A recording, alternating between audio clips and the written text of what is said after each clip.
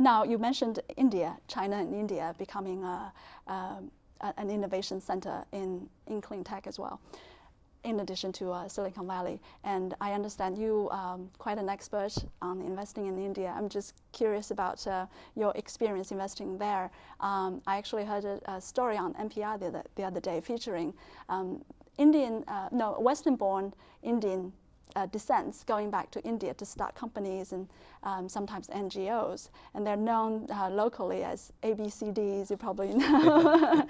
So the investments you make, is that the typical profile of the startups started by Indian descents going back, or local companies? So historically, this holds true both in China and India for us. We've been investing in China since 1999 and India since 2004. We historically have started with people who had some level of experience from the West. And so it could have been education, work experience, wanted to go back, and really knew how to build companies, had experience with Silicon Valley, knew how to raise capital. My first company in India was an entrepreneur who had a company here, was venture funded, sold his company, but wanted to do something in India. And so it was very easy to make that our first investment. And our first couple were along those lines, either people who were here moving back or people who had moved back a while ago and just wanted to start a company. That's really changed. It's changed in China as well, drastically. Most of the opportunities are now coming from local entrepreneurs. A lot of people are not coming back here. They're building their careers in India, in China. And so even as we progress forward the next 10 years, that's going to be more and more so the case. And so the one thing we are trying to do is making sure we bring the skill sets that are uniquely gifted here. Product management's a skill set's hard to find. It's not really a skill set that's developed well in India. And so we recruit team members who can do that. But I would say going forward, it's probably going to be more likely that the company or the entrepreneur was India-based than non-India-based in terms of experience set and history. How is the process different in terms of the investment criteria or your involvement in the ongoing operations? Anything different for your investments in India than your investments in Silicon Valley or elsewhere in the US? In a lot of regards, it's the work that we do, being sort of the champion of the entrepreneur, is the same. And if anything, it's harder. It's more important that we do that in India than here. Most entrepreneurs have a big network already. They've got a big group of advisors, et cetera, other people they can draw upon. In India, it's not as well developed. And so to be a good partner to our entrepreneurs is incredibly important. So we spend more time with them. I spend time going to customer calls a lot. We do a lot of work in fundraising, setting strategy, all things that we certainly do here, but I think we do more so there. The other thing I think is unique, it is a different culture. And so trying to get to the end consumer, if we do a consumer deal, is very different than trying to do it here.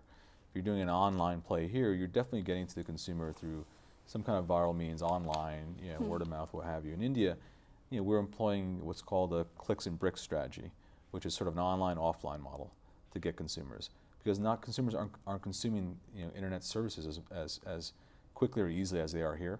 Mm-hmm. And so we've taken a little bit of a unique sort of India mindset to the way we think about building these companies. That's some things that are different. How often do you travel there?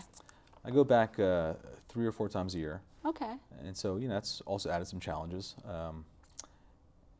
But that's about what I do. We've hired a partner on the ground in Bangalore and a venture partner on the ground in Hyderabad.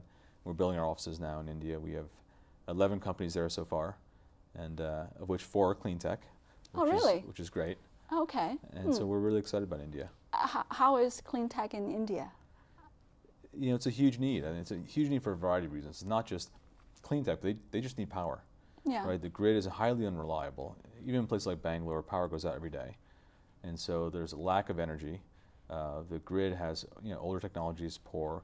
You need a lot more backup power. Our electric car company, Reva, is in India for that reason. Oh, right? Tata Motor, is that one of them too? Tata's got their own car, the Nano, which is a gasoline-based car, but we've got an electric vehicle company called Reva out of India that we really like. And so, I think India is going to be a large consumer of green tech and clean tech technologies. Well, I know China is both a large polluter, but also a clean tech engine at the same time. Yep. Would you say it's similar for India as well? India's a little further behind. I think where China's done really well in solar. Yes. They have some of the biggest solar companies. They've really changed the landscape in solar, where most of the modules were coming from Japan. But now there are 5+ really large companies in China that are producing these modules at really low cost. They've been really good in wind. They're one of the biggest developers of wind power globally, which is incredible. They've got a couple of good local companies. Goldwind is one company that went public. India's done great in wind. They've got a company called Suzlon, which was venture backed there and ended up going public and is a really large company. They're now the number 4 or number 5 wind systems company in the world.